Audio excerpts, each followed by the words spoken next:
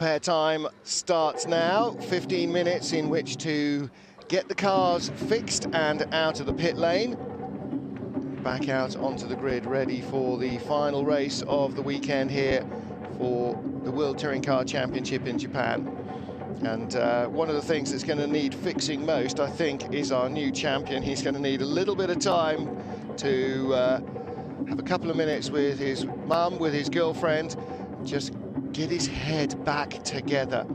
So while he does that, let's hear from Tom Chilton. Second in that thrilling first race was Tom Chilton. What a battle you had with Hugo Ballon. Got past you in the first lap, but you were able to reply. I did indeed. I was very cross on myself for making the same mistake I did in qualifying. It's because I did it in sixth gear. Because so much slipstream first lap, everyone's pushing him, you know, pulling you along the straight basically, and the way the car handles in that gear is so different. And I was like, that's it, no more. I don't care if I'm on the limiter in fifth. It's easier to do turn 130R in. So that's what I did for the rest of the race. And then I was just waiting for Hugo to make a mistake. He missed his apex by that much, which is about half a car width. I just got on the inside on the grass a little bit, kept my two wheels on the tarmac, beautiful. And just slided through really nicely. It was a beautiful overtaking manoeuvre. If you say so yourself. It was great. It was really good. Tom, how hard was it following Hugo so closely? It's really hard. Around the circuit, the first sector is predominantly, you know, sort of very downforce orientated. So when you're up close, it's very hard to have a lot of understeer on the car. And then the fast stuff, you turn in and the car's a bit loose. So it's very, very hard to keep close to the car in front, but I think I was doing a good job. I think Loeb was doing a good job keeping close to me, and Loeb tried many times to get past me, and I think we made it very exciting every lap, especially at the hairpin. Thanks, Tom. Let's find out what Hugo has to say. Thank you very much there, Ben. Yeah, well, we have just heard from Chilton. I'm down here with Hugo Valente. Oh, man, it looked like you were going to be on the podium. Everyone's hearts were in their mouths, weren't they, throughout? And then small mistake. What happened? Well, the car was getting really hard to drive towards the end. It was harder for me to turn in the corners, and I had a bit of oversteer, so I made one mistake during the whole race. Sadly, it was at the end, and Tom got the opportunity to overtake me in the little gap he had. He made one mistake at the beginning of the race, that's how I overtook him, so I guess that's fair play. After I lost the front power of the car, going to the fast corner, and then that's how I lost two other position, because I went wide, and it was a bit messy, you know. But it's okay. I'm still happy with fifth. It's a good position. We've had a couple of hard races recently, so it's good to be back in a good pace. And there's still race two, so you know. Absolutely, and you know what? You were driving like a true champion as well throughout, and it must have felt brilliant. Until that last lap, it must have felt good. Yeah, no, it was good, it was good. It reminds me of the good old days in Moscow in June when I was leading. You know, it's part of racing. If the race was one lap shorter, I would have finished second, but it's okay. We still have a few opportunities, and Macau should be interesting. It certainly shall be, and like you say, let's move on to race two. Exactly, thank you. Well, race two, we have all of our championship titles decided. Now, Ben's down there with Ivan Muller. Let's hear if we can get a word from him. A gallant competitor all the way through the championship this year has been Ivan Muller. A man who's had a lot of luck over the years, but your luck is not there this year, is it? No, not really. I think it's that my fifth DNF of the season is more than the half I did on 10 years of WTCC, but that's his racing, I have to accept it. Any idea why you had a puncture? No idea. The only thing, I felt the puncture from the first lap, from the first beginning of the race, and the pressure went down 200 grams every lap, more or less. And when I lost the car, it was only 500 grams, so I was trying to go gentle in the right corner, but with 500 grams, it was always too heavy. Thanks very much, Ivan. Have a good race too. Well, it's not been a lucky season. He said had as many DNFs already as in any other season there. You can see that left rear going soft on him. And Matt, that's something that a driver feels intuitively. In your road car, you wouldn't notice losing a few pounds of pressure. It's only when it really goes flat and soggy. but in a racing car, every little difference is really immediately felt. Yeah, I mean, with the modern, especially with the modern run flats, you can literally, you can have the tyre completely flat, you kick it and it's still completely there, so on your road car. But with these race tyres, the carcasses are so soft, and a lot of them are made from Kevlar, so you know, they are completely supported by the air inside them, and they are very, very critical, down to 0.1 of a bar, or you know, half a psi. A driver can feel it. As a driver, you can feel it. So when he's saying he's losing lots, then that's really going to make a difference. Yeah, well, Suzuka's bringing us many, many dramas from race 1, but now we move on to race 2, and this is the man who starts in pole position. Gabriele, you start in pole position. You have got some competition behind you, certainly from Borkovic, if not from Tom Coronel. What's your strategy into that first corner? Yeah, it will be very interesting. It's very tough because our pace is very close to Chevy. I mean, there is not anymore the gap from the Chevy, so I try very strong from the beginning, very fast, and I will keep going until the end. Keep your elbows out very wide. Your car will double in size, I imagine. Yeah, I will try. I will try to do my best. Well, you're certainly a pro and you've got all the experience, Gabriele, so best of luck to you. Well, Gabriele Tarquini has won a race in every World Touring Car Championship season that he's competed in, except for this one so far. So I'm sure he would like to continue that little record. Another little record going in here for Thiago Monteiro. Race 2 is his 50th World Touring Car Championship race. You can see the string there just being used to line up the tracking on the front of the car to perfection before he heads out of the pit road.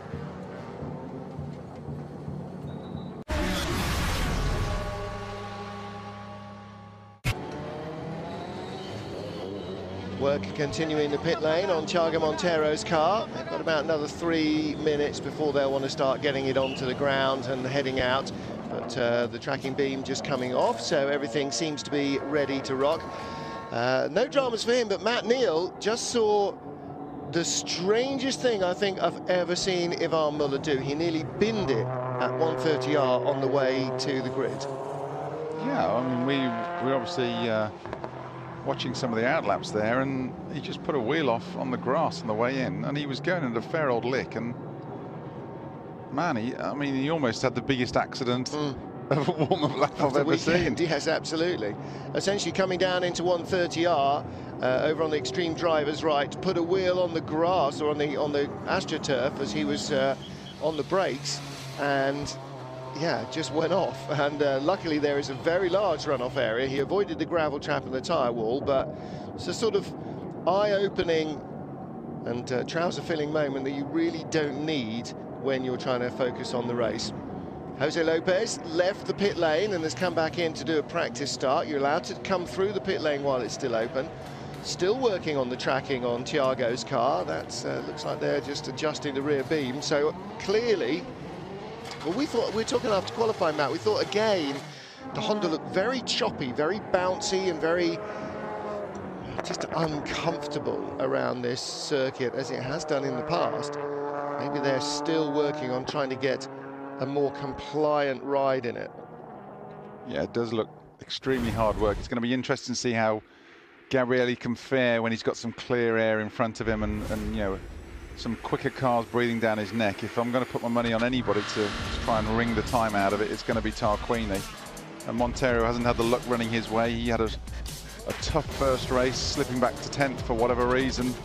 We don't know, but Tarquini was consistent with the other front runners. It was Muller and Lopez have obviously got a bit of an edge on them, but they are starting at the back end of the top 10, so he's got a bit of a buffer to see if he can make it work.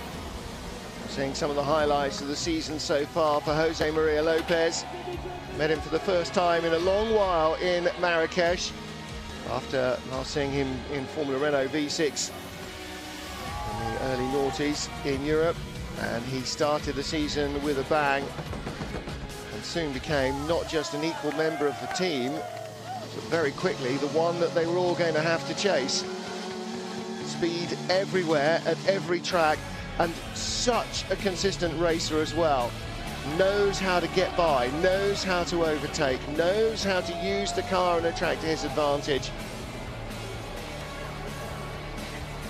And again, I think Spa was the only track we went to that he had actually raced at before in Europe. Back to Termas de Rio Hondo and a remarkable weekend. He took pole position, race 1 win, and repeated what he'd done last year in the BMW by winning race 2 as well. Unbelievable. Thank you. Thank you. Swept every point, and it showed physically and emotionally. It showed how much it had taken out of him, but boy, the crowd responded and just buoyed him up all the way around. And then they knew, they waved him away for the flyaway races from Argentina. They knew he was the man who was most likely to win the championship. But up against Ivar Muller, you never take anything for granted. Not until you've got the trophy in your hand at the gala dinner in Macau. Well, now for the first time ever in history, 2 things have happened here today. First of all, a rookie has won the FIA World Touring Car Championship. We've never had that before. We have had a driver win it in his first year of the championship, of course. That was Andy Prio. He was the first World Touring Car driver to win it in his first year, since Roberto Ravaglia, who won it in the only previous year of World Touring Car Championship. We've never had a raw rookie win it before, and Lopez has done that. Lopez has also become the only man so far to win it before Macau. In fact, that's not strictly true, because Fran Sainsler won his title last week, and that was before Macau as well. But the main World Touring Car Championship title has always been decided in Macau, and almost inevitably, Matt, actually in the final race in Macau, not even in race 1 very often. So to do it that way against Muller, and a driver of the quality of Loeb. Morning, Thomas. Afternoon, Thomas. There's our legendary cameraman. It's just, again, you know, all of these little nuggets just underline what a stellar job Lopez has done. Yeah, I mean, it's obviously with the introduction of TC1 regulations this year, it was going to be whoever can get the jump on all the others was going to have the cards stacked in their favour, and that's been Citroën this year. You know, it's been other cars in other years, and you know, and then it's been an infight, and you'd say the luck's gone Lopez's way, but he's taken the luck and he's used it, and he's driven with class, style, panache, speed, everything. You know, he's been faultless all year. You know, and often in a championship, you fall out with people. You know, you fight hard with people. I don't know a person in the pit lane who's got a bad word to say about him. No. They just wish him well. He's just a great guy. Fun guy to be around. I mean, Gabriele Tarquini starts on pole, Dusan Borkovic alongside him, and Borkovic, another guy who's he's had the opposite of Lopez in terms of where the fortune's gone. If there's been bad luck, it's come right in through his door. But he, again, has certainly made no enemies here this year. Everybody gets on really well with him. He starts on the outside, the front rear of the grid for race 2. Lopez starts in 10th place, the first Argentine since Juan Manuel Fangio to win an International Motor Racing World Championship, so since 1957. And interestingly, he said he made reference to winning it here in Japan like his great hero Ayrton Senna. Senna, the last South American driver to win a World Motor Racing Championship title back in 1991. So again, there's that little link, you know, you look at these little things, and yeah, it could have gone either way, because Senna both won and lost it here, didn't he, at Suzuka? He's too young to have ever watched Fangio, and really to have known about him other than, you know, he's like Sterling Moss is now in the UK. He's just a name that kids know but have never really watched him race. But he grew up watching Senna, idolising Senna. And I think that was, he referred to that. It's nice to win it here in Japan, where Senna won his title. And he's the first South American to win since '91. And Ayrton Senna won his last Formula One World Championship. So I'm sure he will relish that little gem as well. Chaga Montero starts in 11th place on the grid for both races. A little bit of a tough break for him in Q2, got bumped out of the top 10. Otherwise, he and teammate Gabriele Tarquini, they very nearly were, weren't they? A Castrol Honda 1-2 on the race 2 grid, and that would have given them so much more of an opportunity to shine. That would have been a great opportunity. As it is, they're all the ones, which is their first and their 11th. So maybe that's a good omen, and hopefully that's a good omen for the Castrol Honda guys. That was the sound of straws being clutched at. I'm not quite sure what lucky cards fell there, but well, you know, Tarquini knows he's going to have to do it for himself, and you do. Once you're in the car, you have to do it for yourself. That's exactly what Lopez's attitude has been. You know, his attitude this year was always, what a lucky break, what a lucky guy I am to be involved in such a great program with legends like Sebastian Loeb. Of course, you know, in Argentina, the Rally Argentina is a massive event, and he will know about that, and he'll know about Loeb. And of course, as a touring car driver, he knows all about Ivan Muller. And to be parachuted in, it's sort of like being given the 3rd McLaren in the 90s with Prost and Senna. And here's your teammates. You're going, well, yeah, fantastic, thank you very much. And he's managed not to be overawed by them, and he's managed not to be overrun by them. And in fact, he has shown them a clean pair of heels throughout the season. And in such a predominantly French team, it is entrenched with French too. Yep. Multiple world champion French teammates, and he doesn't even speak French himself. No. Okay, he's got a French girlfriend. Yeah. So he probably knows some language, which we won't go into. Well, but you know, again, I mean, it's eating, drinking French, and a little bit here. But no, you're absolutely right. You know, he was definitely the foreigner in the French team, and has made himself within the team, as he has within the rest of the paddock. You know, well liked, well respected. He's just a joyful presence in the paddock, and that's you know, it's a really great addition. And it's always nice to see somebody coming in and just being accepted wholeheartedly. Yeah, just looking at Chilton's RML Chevy here, it's you obviously see we've just gone out of shot now. The tyre warmers on it, which like Formula One, they're allowed, and unlike British Touring Car Championship, they're allowed tyre warmers. I mean, the operating temperature of the slick tyre is about 100 degrees C, so it's extremely hot. You don't want to put your hand on it when it's just coming straight in off the racetrack. So, and they'll work anything between 70 to 80 degrees minimum temperature up to 110, 120 degrees C. And that's, you know, they have quite a wide operating range, but the performance drops at either end of that operating range. So they'll have a quite targeted area, and they'll work with the cambers and the toes to try and get a nice even spread of temperature across that tyre. Still beautifully warm and sunny this afternoon in Suzuka. 25 to 4, and the sun still giving plenty of heat to the air and to the track. Norbert Michelisz in 5th position. He was sort of at the tail of that long queue of cars, basically behind the lead duo early on in the race. I was just thinking when we were looking at Hugo Vallant from 6th position, do you know what? This might be the race that he ends up on the podium rather than the last one. And I was wondering, while you were talking, having made what looked like a decision to go with slightly higher tyre pressures and get that bite from the car at the start and try and hang on to it afterwards, almost worked for him. He was saying, you know, a lap away from being the hero. I wonder if they've gone for a slightly different approach, or whether, again, with a lot of cars in front, they have gone for higher tyre pressures to try and make those moves early on before it all gets settled down. Yeah, I agree, Martin, but I think out of the two Chevrolets, you would have to say that Chilton did look the faster car. If he'd have been able to get past Hugo, he would have moved on. And if he hadn't made that little mistake in the first lap, then, you know, he would have had a comfortable position, you know, 2nd place there. So sure, Valenti had good speed, but he got them all bottled up behind him.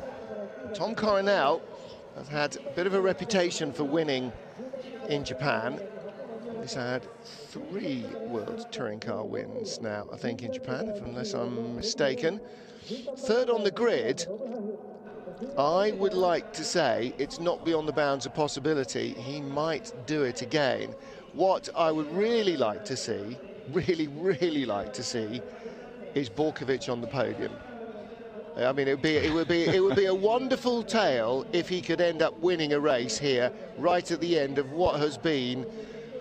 If he's had a tougher season in motorsport in his career, I'm not sure I want to sit down with him and hear him pour his heart out about how awful it was, because he has had a tough season here. Mind you, Tom Coronel, Marrakesh, nearly was his last race because the car was so badly damaged in the shunt there, it was written off, and that basically swallowed the entire year's budget.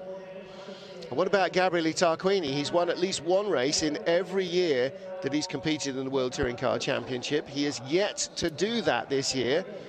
So our former champion and Castrol Honda and the factory team and Jas and Andrea and all those guys, they could really do with this win here. You know, Martin, if I was a betting man, I would actually like to put some money on, as a good outside bet, on both these two front row guys, on Gabriele and Borkovic, because Borkovic has been, it's okay, it's his first time, he's a rookie to the circuit as well, but he's been pretty quick. He was pretty quick in free practice. He was there and thereabouts in qualifying. Didn't make the top 5, but he was solid in the top 10. Yep. And Tarquini, you know, he's always there. He's always, and he's a fighter. What about Morbidelli in 4th? He's already won a race this year in that Chevrolet as well. Mikulic in 5th. He could easily be on the podium for Honda. He's won a race this year. The problem is where Morbidelli is, all those Chevrolets seem so evenly matched. They find it tough to get past each other, and they've either got to have an advantage where they could jump the Honda of Tarquini, or they might be status quo. The question is, are we going to get even one Citroen on the podium here? I think that might be quite a hard ask here.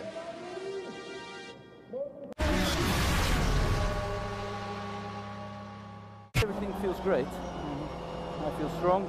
Borkovic is also the first time in front of the pack. Tall guy, not very experienced, but really fast. So let's wait to see what the race will bring us. But strategy against Gabriele is there. Got my new tires and a setup change, and yeah, wait and see what the race will bring us. But I know there is a chance. And as we know, 2008 I won here, 2011 with the BMW, and last year. So hopefully we can do it again. I'm going to concentrate for my start, so hopefully see you on the podium. Bye-bye. Thank you, Tom Coronel. Couldn't quite remember which years he'd won. I did have in the back of my mind that he had won 3 times. Thank you for confirming that. So our Drivers' Championship standings, Sebastian Loeb, Ivan Muller, 3rd and 2nd. Looking further back, Norbert Mikulic, Tom Chilton, Thiago Montero, they'll all be battling for positions with 75 points still on offer as a maximum. Jose Maria Lopez, though, can no longer be caught. Already on to 400 points before Ivan Muller gets out of the 200s. Gabriele Tarquini leads the field around. Dusan Borkovic in 2nd place behind the former champion. And Tom Coronel lines up in 3rd. He definitely has a chance here. He's changed the setup of the car for race 2. He's got fresh front tyres for race 2. Gianni Morbidelli lines up in 4th. Then Norbert Mikulic, Hugo Vallant, Tom Chilton, Sebastian Loeb, Ivan Muller and Jose Maria Lopez. And surely from that top 10 somewhere will come our podium. But from where? Only 11. Italian. So Tarquini leads them through the Dunlop curve. And Matt Neal, he did exactly what he needed to do at the start. Dusan Borkovic in 2nd with Norbert Mikulic and then Tom Coronel, but Hugo Vallant already under pressure from the Citroens. So they have made a very good getaway. And the first of them, Muller, then Loeb and Lopez. And the big loser there at the start was Tom Chilton. He got really shuffled down the order. And they've all gone by Gianni Morbidelli now. Morbidelli trying to go around Lopez on the outside of the hairpin. Yeah, the 2 big movers of the first half of the lap, and Michelitz moving his way up to 3rd place in the Honda, but also Muller jumping his 2 teammates to be lead Citroen, which is a big plus for him in 6th, and he's gonna want to try and make that count. He's gonna be hungry, he's gonna be angry, looking for a result in this 2nd one. Disappointed as much as anything, won't he? And a chance maybe to win it, but that's going to be tough. Coronel in 4th is trying to shape up a move on Norbert Mikulic. There's the group, 2nd, 3rd and 4th. Dusan Borkovic, all 6'10" of him.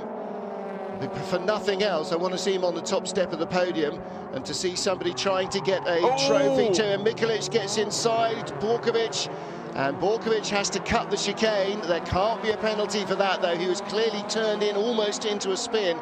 The question is, what about damage on those cars?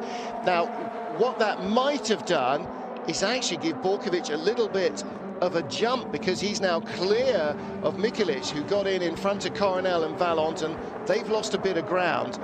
Yeah, that will have held Mikelic up for a bit, so now he's got to look backwards to defend from Coronel instead of on the attack to Borkovic. But this is all absolute music for Gabriele Tarquini, just to try and make that wee little bit of a break, try and break the slipstream so they can't slipstream and draft him in through the fast stuff. So and all this while, the Citroens are still bottled up in 6th, 7th and 8th position. I think they might stay bottled up for a little while as well. They don't seem to have any speed advantage here, not like in Argentina, where they pulled out on the back straight and just drove by as if they had an extra gear on everybody. Vaillant under real pressure, though, from Ivar Muller, and we've seen so many times in the past how intuitive Muller's overtaking is. What happened to Bernani? Why is Bernani not in the race? Didn't see that, I'm afraid. Clearly a problem with his car. He's had dramas all weekend, but I thought it had run cleanly through race 1. Unfortunately, our winner last time, Mehdi Bernani, well, there's the highs and the lows of motorsport from being unable to stand. He was so overwhelmed with winning last time out in China, and here he stood in the garage with his arms crossed, watching all his friends out there having fun. Yeah, Tarquini has properly got the hammer down in P1. You know, he was obviously made a good 100-meter gap on lap 1, but he's a second quicker in the sector 1, and he's also quicker in sector 2, or he's matched in sector 2. So well, he's got his head down and his tail up. Last lap was a 2:09.9 for Mikelic, and for Borkovic was a 2:11. Yeah, they've all gone a little while. And again, they're in this long queue of cars, so the front is washing out on everybody's car, apart from Mikelic. Tarquini. Probably the first time Lopez has been in traffic all weekend. Yeah, for most of the season. Well, the reverse grid does put the Citroens often down towards the end of the top 10, because they're often at the top of the top 10 after qualifying. And Tarquini goes quicker again, 2:09.0 for him. Borkovic 2:10.0, and behind Mikelic 2:99, 2:09.10, 2:10.0 rather for Coronel, and they're all doing 2:10.0s in the queue behind Norby.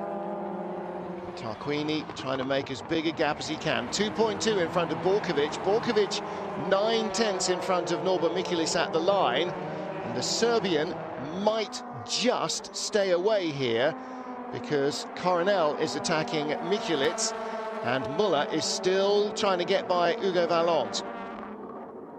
Vallant's quite used to this, of course. He spent most of the race with Tom Chilton trying to get by him, so he will know where the mistakes can be made. He'll be especially cautious up to the hairpin, having given away second place last race. There you go, look, very tight up the inside. Lots and lots of cars, as Tom Coronel was telling us on the warm-up lap, trail smoke off that unladen left rear tyre. On board with Ivar Muller, a frustrating view of compatriot Hugo Vaillant in front of the Frenchman. An equally frustrating view of another compatriot, Sebastian Loeb, right behind, also hankering to get by Muller. And if Muller drifts out too wide, tell you what, if Lopez might be a little less gentlemanly about it than Loeb. Loeb still is not quite sure, Matt, the thing that every touring car driver eventually ends up learning, or doesn't, is how much contact is acceptable contact, and what leads to what. You know, what will be just a little rub and what will send him pitching into an enormous high-speed crash into the barriers. You've got to know that stuff. Yeah, he must remember Shanghai, you know, where he broke Muller's rear suspension, and he really would not he really would not want to do that again for his own sake. But no. You know, the Citroen seems incredibly fast in clean air. You put them in the pack with everybody else, and they're average. Yeah, they're same, which brings it all down to qualifying again. So it tells you a lot about their aero package, doesn't it? That they've got a very quick car. Look at that. Vaillant has actually started to pull away from Muller down the straight, and Muller with Loeb and Lopez behind him. Valent all over Chilton. Chilton's dropped off Mikelic. Norby's Honda is starting to close the gap as well. No, it's not on Borkovic. Borkovic went out from 9/10 to 1.1 last lap. Tarquini pulled out another 2/10 that lap as well. Top three are pulling away from the rest. Coronel, I'm afraid, is not going to win in Japan unless something very bizarre happens here.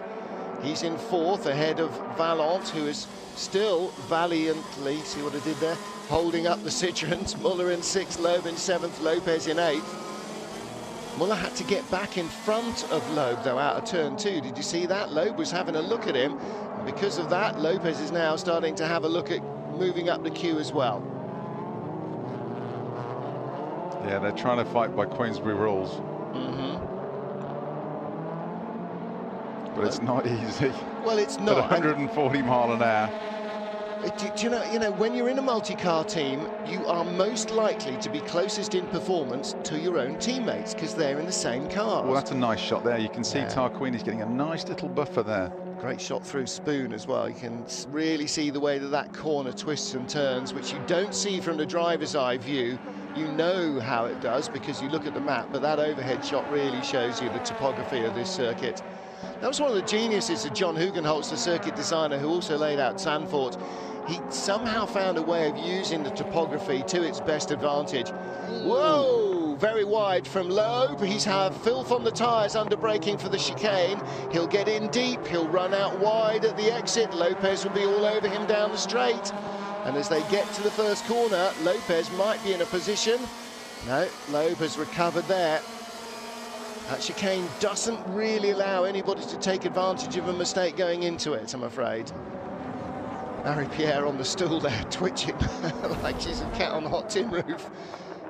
Seems to be when they take a wee bit too much curb on the inside on the way in, that seems to just lose grip on the front end of the car. Well, that'll do it to every time, won't it? You know, if you bounce in the air and you're not steering and you're not in touch with the ground for a metre, then you're going to be 2 or 3 metres offline when you land, aren't you? Amazing the difference in the lines the 3 Citroens were taking through these S-bends there.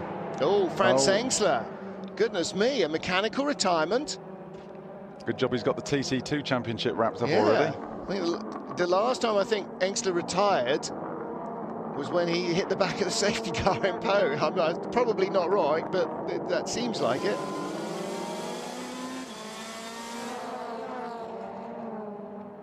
The 3 Citroens taking very different racing lines at a lot of corners, and Loeb again smokes up the inside and clatters Muller into Valent, who then drops the clutch at 12,000 revs, and they all go by.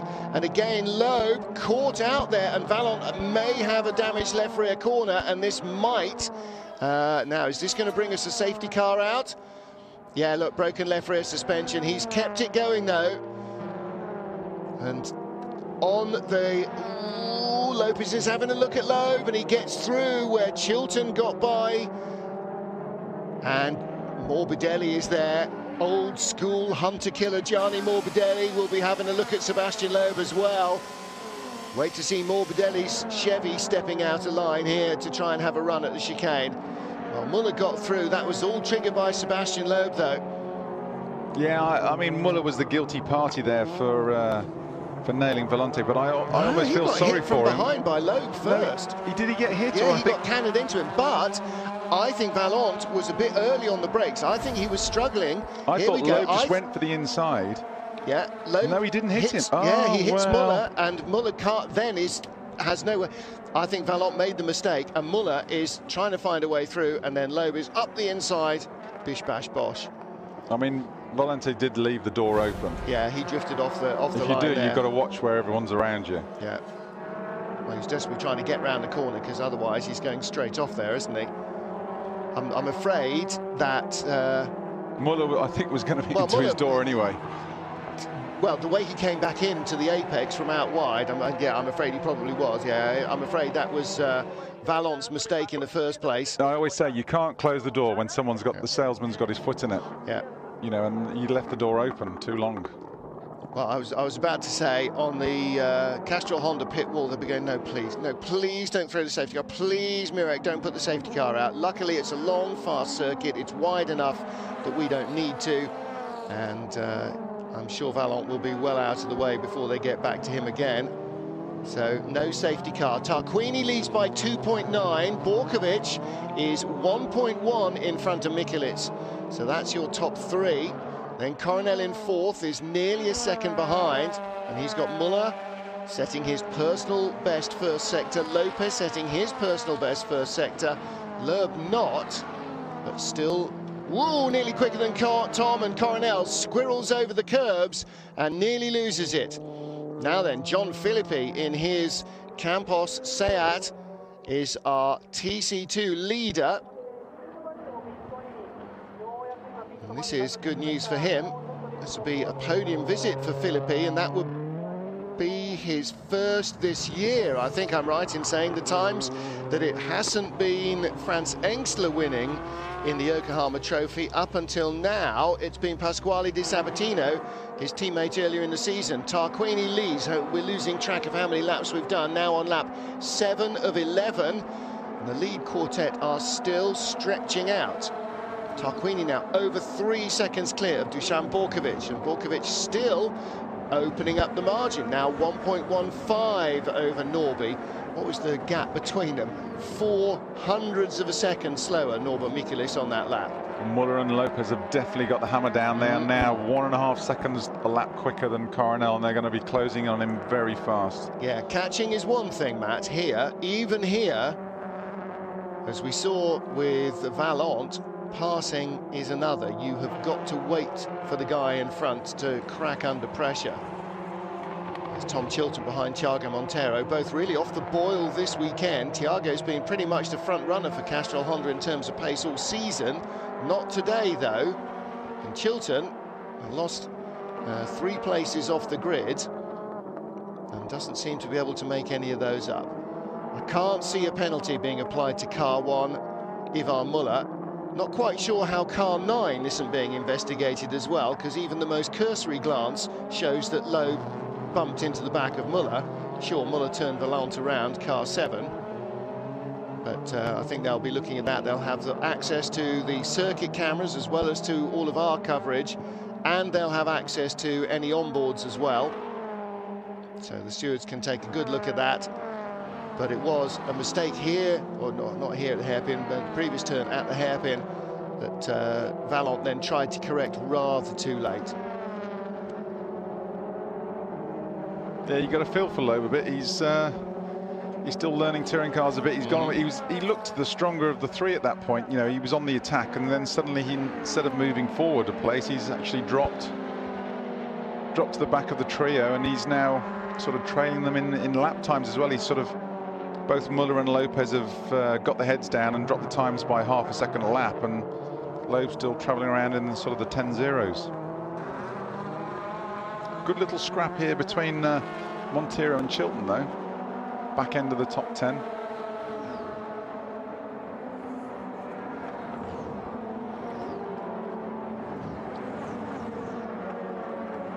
The Citroen's just eking up on Coronel's Chevy again. Seems to when they get closer, though, they just get into that little bit of dirty air behind the Chevrolet, and that sort of stifles their attack at that point. Takes a little bit of pace away, doesn't it? Because they haven't got that downforce that they need at the front. But interestingly, when Muller and Lopez on the last couple of laps are both setting fast lap times, Lopez was matching Muller even though he was in the turbulent air behind the Frenchman. Well, as we said before, Martin, Lopez has just seemed to be class this year. He just has got that extra little glimmer, hasn't he? Loeb's come back into it now as well, you know. Well, and again, that shows how much they're being held up by Coronel, doesn't it? Coronel's lap times are off the boil, 2:11.0, and the Citroens were down in the 2:09s last lap. They're now down, or back up to 2:11 lap times. It's a battle for 4th place. still got a long way to go in 3 laps, even to try and get one Citroen on the race 2 podium. Yeah. So it's quite a difference from the beginning of the season, and it's not necessarily the circuits we're at. I do think that RML made quite a significant step forward with the Chevrolet after Argentina, when they finally got some testing time, a little bit of testing time to make some developments. I think Honda have as well, judging by Tarquini's pace. He's actually lapping quicker still than the Citroens. Yeah, Tarquini now with a healthy 3.3 second lead at the front, so with 3 laps to go after this one. Coronel is now going to be the stopper in the bottle, isn't he? He's going to have to defend with both doors open and elbows out and everything else to try and hold off Muller and Lopez and Loeb. Yeah, with 2 salami-eating Frenchmen and an Argentinian breathing down his neck, he's going to feel that in a bit, isn't he? He is indeed. Family are up watching. I have to say, I'm not sure the kids are, but I know that Pauline is watching at home in the Netherlands. Nice and early. Clocks went back in Europe, though, overnight, so an hour less painful, perhaps, because we've got an extra hour in bed in Europe before the early start to watch Tom try to take another win in Japan. And Pauline will be very eagerly hoping that at the very least now he can hold off Muller and Lopez and Loeb and hold his head up in 4th place, because as we saw in race 1, you never know. It's not guaranteed that the top 3 are going to make it all the way through. They are on their own. They're not challenging each other or being challenged by anybody. But Tarquini, Borkovic and Michelitz have still got to take the checkered flag. We don't give points on lap 9. Oh, that was close. You could throw a blanket over these 4 at the moment, but Coronel's problem is if one gets through, he's going to lose 3 places. Yeah, absolutely. It's the old NASCAR thing. He'll be hung out to dry. Although Loeb has dropped a little, he had halfway around the lap, dropped a little bit further back. Now he's right with them, though, so that's not too much of a drama for him. I'll tell you what, at the front, Martin, well, the Tarquini's just had a bit of a problem, but Borkovic has taken a good chunk of time out of him. Tarquini has dropped back because Borkovic is no further in front of Mikulicz than ever he was. It's gone back from 3 point whatever down to 2.9 seconds, but then Gabrielli may just be relaxing a little bit on the pace. He can lose half a second a lap if he needs to. At the moment, first 2 sectors, he's took 3/10 out of him in both sectors. Oh my lord, has Dusan Borkovic got something that he hasn't shown up until now over the Honda? If we get a last lap battle for victory... My allegiance is with the Honda, but I do want Dusan Borkovic to stand on that top step of the podium. But you know what? He will be probably almost in floods of tears to be on the podium after the season he's had. There is Tarquini. The gap is still 2.3 at the line with 2 to go. That's 12 miles. Borkovic could do this. Borkovic the race is catching him might. at the moment. Oh! Last lap for Tarquini, 2:11.2. Borkovic 2:10.6. Michelitz 2:11.2. So Borkovic is the mover in that group. Borkovic, fastest car on the circuit at the minute. Yes, by a second. Mind you, Coronel's pace, which hasn't been great all weekend, that is dictating the pace of the 3 Citroens. Although Muller now is strangely not up under Coronel's back bumper anymore. Now yeah, they can have a little bit of attack. Loeb. They can have an attack, but what the problem is they start to lose downforce, then they start to use the rubber up. Yep. And they have to drop back, let the tyres recover, then he can have another attack. So it's a lot of it's depicting on tyre wear, and sort of that's the strategy of the racing. Oh, Norby! Big mistake into the hairpin, drift out very wide. I mean, not just a car's width away, he was in a separate postcode. And Lopez is getting punchy behind Ivan Muller as well. It is not done. This is lap 10 of 11 here in Suzuka. Gap of the line was 2.4. Tarquini's responded. Yeah. Yeah, he's responded with 3/10 up on Borkovic, first sector. 58.92 to 59.25. He's been warned of the danger. Might just have been that he made a mistake, drifted a little wide. Very easy to do, even if you miss the apex by a foot or two, you can lose 2 or 3 tenths. Nonetheless, Borkovic was faster by 6/10 last time round. Tarquini will head on to the last lap this time to keep his winning streak alive. A win, at least one, in every World Touring Car season he's competed in, which is all of them, isn't it, I think? He was with Alfa right at the start. Did we have a season with no Gabriele? I think he went straight from Alfa to Seat. Dusan Borkovic in second place. Okay, on Twitter, @MartinHaven, when was the last time a Serbian driver was on an FIA World Championship podium? I'm not taking World Series by Renault. Well, I would say never in World Touring Cars. Well, never in World Touring Cars, but I wonder what other World Championships might have had a Serbian driver on the podium. John Philippi pulls out of the way. He is our TC1 leader. He's doing a good job there through the S's. That's a one-line bit of racetrack, and he knows it, and he is staying out of the way. He's leading the class, and yet he is being extraordinary. He's falling over himself almost to get out of the way as the front runners come through. But a very, very good bit of driving from him. Tarquini leads then. Borkovic was 2.5 behind at the line and is similarly 2 seconds ahead of Michelitz, who has been caught by Coronel, not by much, but by a fraction. Then Muller, Lopez and Loeb, the three Citroens. Muller car number one, the first of those three grey, white and red cars. Counted off the corners, Matt. Tarquini's just got to keep this together now. He's sort of relaxed a bit. He's given Borkovic a couple of tenths each sector, so he's just got to keep it clean, keep it tidy. They'll be on the radio to him saying you need to finish this race. Well, he knows that, doesn't he? You know, he was the test and development driver for this car, with Thiago Monteiro, and they've spent a lot of time with the guys from Honda Major Projects R&D. Yellow flag in the second sector. Don't know who's gone off, but it won't affect Gabriele Tarquini. He's in sector 3. He is through the chicane for the final time, and he is heading to the checkered flag. And finally, the factory Honda team have victory, and fittingly, Dario, yes, they have it at Honda Land, at Suzuka, Honda's home circuit. So they will be changing their reservations.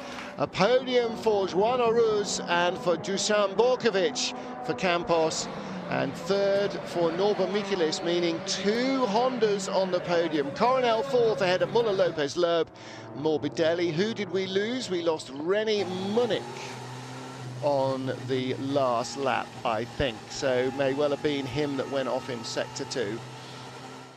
Well,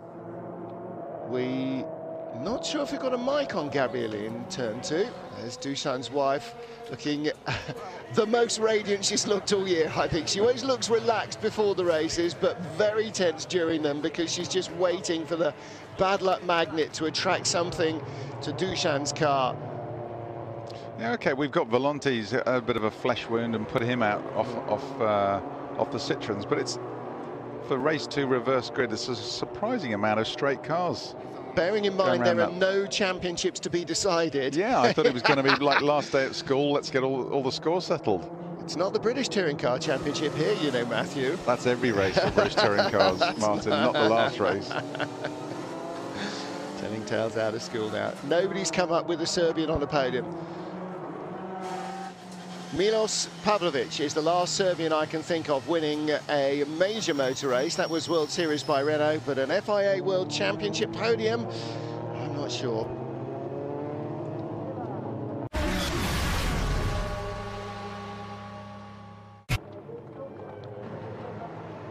Your race winner, Gabriele Tarquini, heads the field as they come back to pit lane here. Norbert Michelis also on the podium in third place. Very smoky at the back of the Zengo Motorsport Honda. Not quite sure why. And Dusan Borkovic, second in the race here and on the podium. Well, I was asking just before the break, any Serbian drivers have been on an FIA World Championship podium before. Milos Pavlovic, I know, has won races in World Series by Renault. And on Twitter, Mila Selisic was suggesting that Milos had been on an FIA Formula 2 podium in Imola in 2009.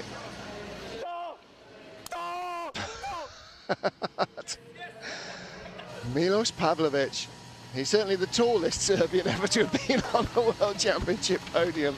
Probably the tallest driver ever in the history. By about a head and a bit, he's the tallest driver in World Touring Car Championship ever to have been on podium. Probably in any FIA World Championship, except for maybe drag racing, I'm not sure, but and one of the happiest, definitely. Gabriele Tarquini, though, he will be very, very pleased with that win. And Matt, it's really big for Honda to win here. It's really big for the Castrol Honda factory team to win here at Suzuka. This is Honda's home track. It's their track. Saying, thank God. Yeah.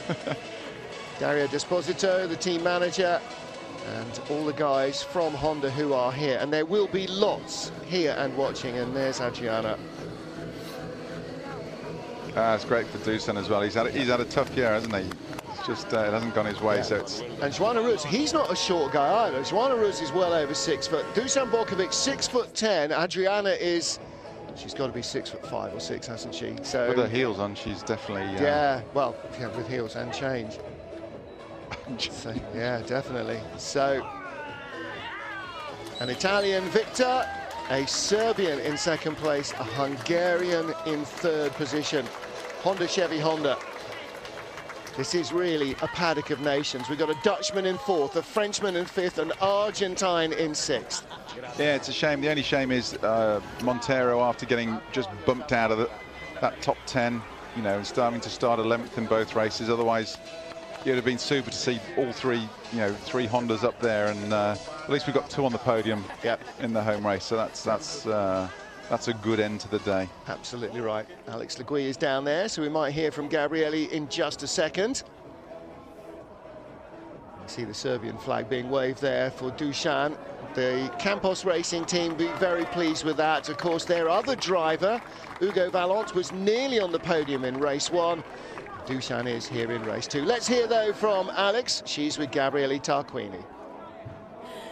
And there we have it, a fantastic result for Honda on a Honda circuit. Here's Suzuka. Congratulations, Gabriele Tarquini. You are the winner of race 2. Congratulations. Yeah, the fan deserved the first race win, but unfortunately yesterday it was not our best race in qualifying. Fortunately, I took the pole position for the second race, and I never give up.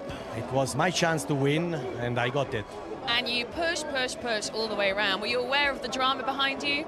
No, to be honest with you, it was easy for the first half, and I controlled the rest.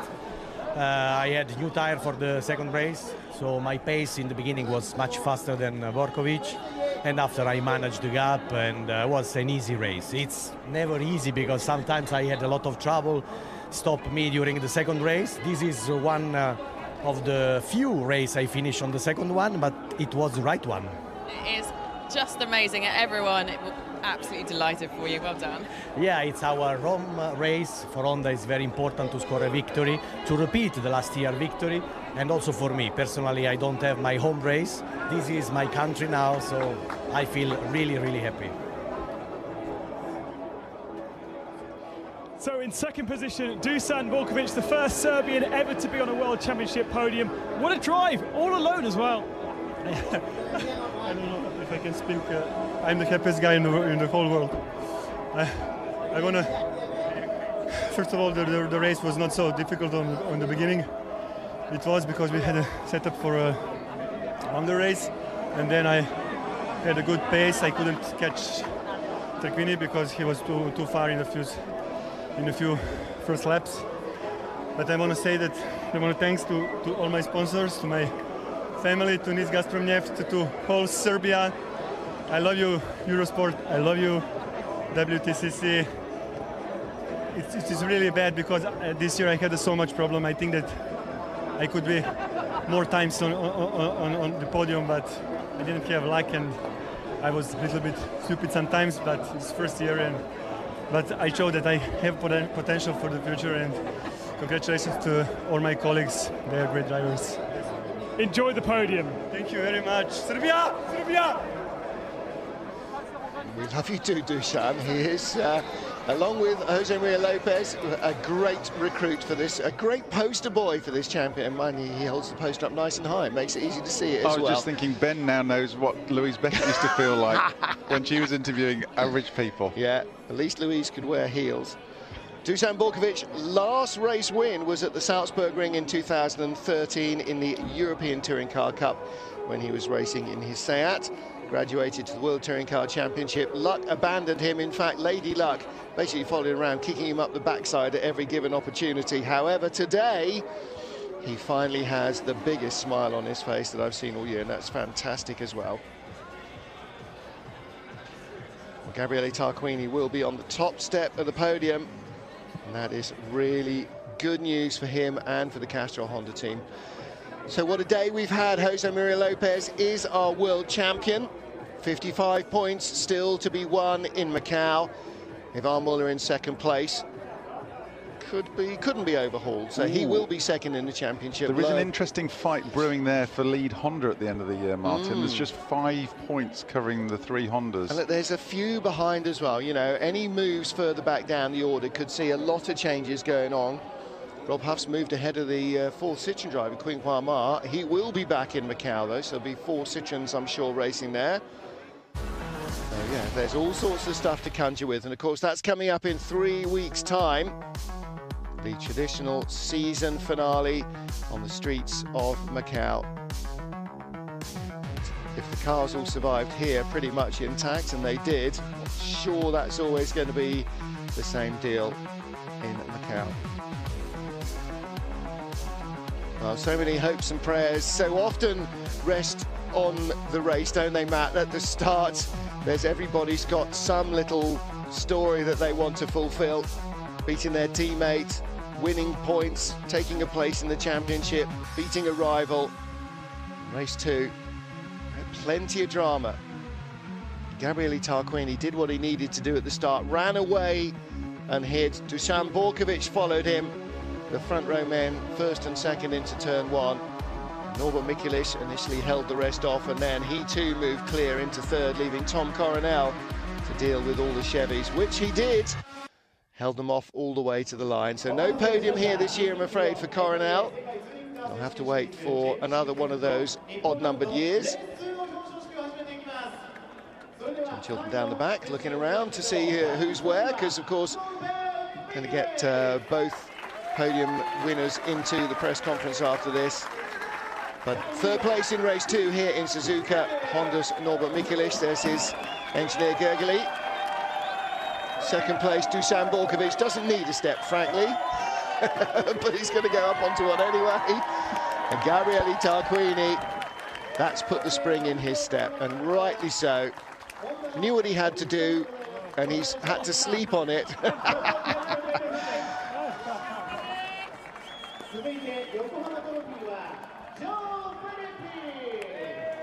And John Philippi, welcome to the FIA World Championship podium for the first time for the French youngster. His first win in the TC1 category. Well done indeed in the Yokohama Trophy.